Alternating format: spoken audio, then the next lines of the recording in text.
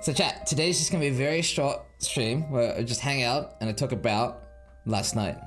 Okay, we're gonna talk about last night. Because last night, chat, we did some theory crafting.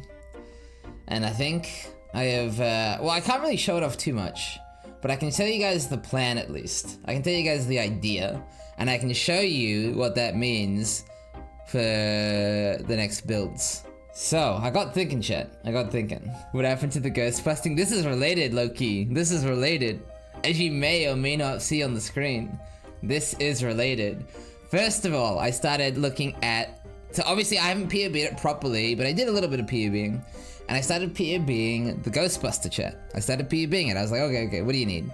Right? And so maybe I can just go on the journey with you together. So obviously, if you look at this video from Mr. Snap, he goes over the plans, yeah? So, you know, he's got his Spark Tricks to carry, the Aura Bot. So, you know, we'll have Ziz doing Spark, we'll have Embu on Aura Bot. We were gonna skip Curse Bot and maybe just get a Meta Guardian. We're skipping the Curse Bot and we're just gonna run Aura Bot with Inquisitor. And then we don't need the res, right? Color is gonna be me, which is simple, right? The color, it's more about how much of a puss I am. Because, as you can see, you can really invest into Magic Find a lot. And once you invest into Magic Find, I mean, your gear options become very limited, right? I mean, if you just look at like any Magic Find character, it's basically get as much Magic Find as you want, and then it's just how much of a puss are you, basically, and you start dialing it back if you have too much defense issues, which, you know, it's a scary role. You have like no survivability whatsoever. You're just like max like 3-4k life basically. But anyway, and then there is a more complicated role, right? Believe it or not, I mean the Magic Finder kind of solves itself, right? Like Magic Find, like, I mean, if you just look at Jungleron's character, right? Magic Find, it's literally get as much Magic Find as possible. You know, Ventors, Greeds, Ascetic, or Biscos, Centauris, Rarity Helmet, Rarity Mod, you know, it's all Magic Find, it's all Magic Find, the whole build. And then your passive tree, it's just Life, Flasks, you know, maybe some cult technology with the Axe Mastery, and then a shit ton of Magic Find. And it's all Magic Find. And so the more, like I said, the more interesting role is the Ghostbuster. And so I was thinking, like, how did they survive? Like, what were they doing? Now, what they were doing is they were doing 300 to 400 MS zooming build with as much survivability as they could muster. And their survivability tech was Life Flask, Pathfinder, Petrified Blood, because obviously it's Quinn technology. You guys remember the Quinn build? Where he ran a Pathfinder Viper Strike build with a Life Flask? It's a Quinn build, right? And then stacking that with Progenesis. So he's basically getting double value out of the Pathfinder, right? He's running double Quinn build, right? That's the build idea. Double Quinn build. Because if you have, let's say, 6k life, and then 40% of that damage is negated, well, it's more like 20% because of the thingy, and then you add Progenesis on top, it ends up being, you know, like I said, like some big value of life. Like, it's a lot of life, right? What about the unreserved life amulet? You read my mind, my friend. You read my mind. Now, this build was made before the leak came out, right? It also did not have the love and care of me. Like, this was clearly a build designed with budget in mind. It did not care about min-max. It just cared about being functional. So if we take a look at a snapshot, you can see the ring is life, mana regen, the crafted mod, and chaos res. It's got 4 out of 6 stats. No catalyst. The other ring, even worse. It's like recoup, mana regen, and life. It's 3 out of 6 stats. The belt, it's a heavy belt. It's not even a Stygian for more mana regen on a Ghastly. You know? Like the build functions, but it is not min-maxed. And then the fact that he's double dipping on all of his defense is Progenesis. This is not a regular build with some tank. This is a Progenesis build. This is no fizz mitigation whatsoever. It's all Progenesis. That's a GG for me. Yeah, so it got me thinking. What do I want to keep and what do I want to remove? Defiance of Destiny and Petrified Blood. Now, I need to test this, so feel free to tell me I'm a dumb moron. But from clips I've seen, I believe this is the build. So, when you gain missing unreserved life and your Petrified Blood, right? Without reserving the life, right? Let's say you are Pathfinder technology, right? So you still have that Pathfinder life pool of 50%, but then when you go below 50%, the Petrified Blood kicks in. And that's where Defiance of Destiny also kicks in, right? So the lower life you are, and remember, Petrified Blood effectively hard captures survivability at 50% outside of Pathfinder, right? 50% of missing unreserved life, aka Petrified Blood, right? Which is, let's say 5k life. It's 35% of 5k life divided by 2, because obviously low life puts you at 50%. This is, and Catalyst puts this at roughly 40%. 42 with the max roll, I got a 40% roll. So this puts you at, that's 1k life. That means that when Petrified Blood kicks in, you recover 1k life before you take, like, as you take damage. What's he even on about? Well, basically, the way this works, as far as I can tell, is I'm basically an immortal god. Because this interacts with Petrified Blood, giving you a 1k, yeah, again, 40%, 5k, yada yada yada, a 1k heal on hit. It's like Aegis, basically, for life. Except it doesn't require block. Now, the problem with the Immutable Blood Notch tech, it works a lot better with Progenesis.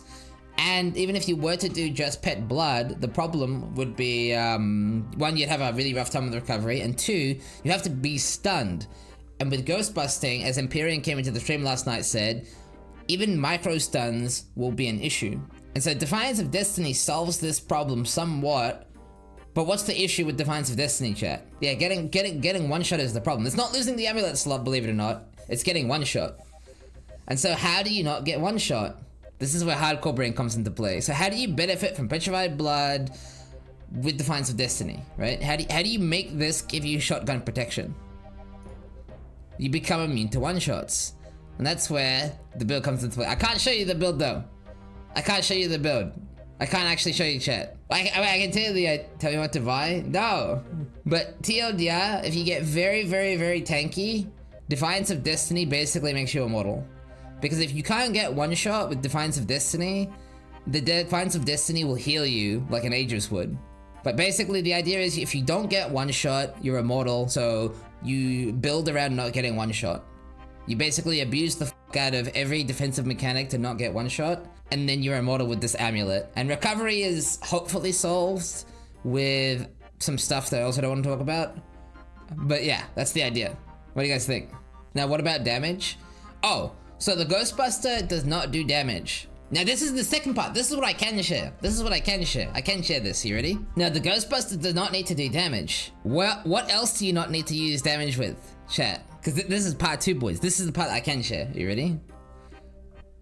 So I was thinking, what is an unkillable god good at? Tota, boys. So besides I had the ghost version, then I had the budget version. Because I don't know how much currency I want to invest into this character. I could probably show you the budget version too, to be honest with you. The budget version doesn't have any of the expensive shit, which makes it obviously a lot more achievable. But the next job, I was thinking, why didn't I test this build? I can just test it and min-max it and learn the build in softcore, aka Tota, because I can test the amulet in Tota, right? And so now we have the Ghostbuster Tota version. So guys, how does that sound? Does that sound like a plan? This is what I spent all night doing. I was like, this is what I did. Oh, I also, remember how I said I spent all night thinking about doing this and setting this up? I leveled my second Pathfinder. So I have the Color and the Ghoster ready to go. I have the Undying Tenant and the Dying Landlord ready to go, boys. Ready to go. Stream, Yeah, so this character got to 72 in 3 hours, which is, you know, a little bit less embarrassing than the other one. Whee! Are you still gonna play Color? Yeah, I'm gonna do both roles. There is an advantage to doing both roles. Number one, the split of the loot is smaller. Technically speaking, I'm just saying, technically speaking, I should get more loot, am I right, guys? Am I right, guys? It's like I got 2 characters, right, guys? XTD. But no, the split of the loot is smaller. Like even if you don't get bonus loot or anything like that, just the fact that you're splitting 3-way instead of 4-way, it's 33% more loot. And then the other thing is normally you want to do 6-man for the quant, right? For the player bonus. But it also makes it quite a bit harder to have 6 people. You know, less portals, less mistakes, everything's tankier as well, right? And so the advantage of having a smaller group is you need less overall people to actually clear the map to get the power level required, right? So in softcore you wouldn't do this, but in hardcore, there's a decent advantage to be able to do that. Less DPS requirements, yeah, less lag too. Yeah, less lag too. So this will be this character specific. Well, I haven't really decided yet. One of them is going to be the Magic Finder, and one of them is going to be the Ghoster. And I'm leveling both, planning for both, gearing both.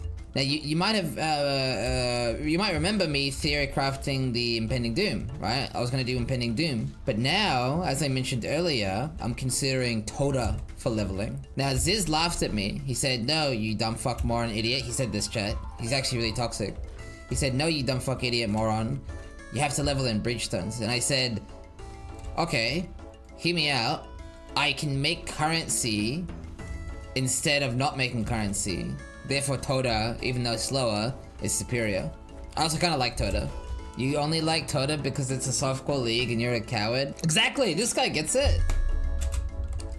I've never heard of a Ghoster before. It's a brand new league mechanic, believe it or not. It's the new keystone. I can explain the strategy actually if you want. Hold the phone. So basically, Speaker of the Dead allows you to possess a ghost opposite to them possessing you. I mean, possessing other monsters. So you get possessed and ghost everything. The problem is you have to effectively proc the entirety of a map, a magic find high quantity map, and face tank it. Because you can't do damage, you can't really CC them because you can't do any damage. So you just run around. You could probably run some chill and temp change tech, but ultimately you are basically face tanking the entirety of a ghosted map. So it's pretty f***ed up. What is the ghost attack then good for? So when an enemy is touched, it has a massive bonus to rarity and quantity. Now normally a ghost will touch, you know, maybe like 10 mobs, you know, maybe 15. And you know, you might only get like 2 packs ghosted, right? You can't really control the touch very well. However, because you can become ghosted and then ghost everything yourself, you now can effectively ghost the bulk of the map. And obviously this massive bonus to rarity and quantity gives you that old school Magic Find vibe where everything just shits out loot. So it's great. So yeah, anyway, I am estimating this will take me 2 days. Because I need to level the character, gear the character, and I probably want to like gear it well too. I would rather have like a really immortal character than just, you know, a scuffed one. So I need to farm currency and levels, which is why I wanted to do Toda. Alright guys. I'm gonna put my laundry on real quick. Yes, this is that kind of stream. I'll be right back. 1 minute, chat. 1 minute. So, yeah, more like laundry mage. Be right back. 1 minute.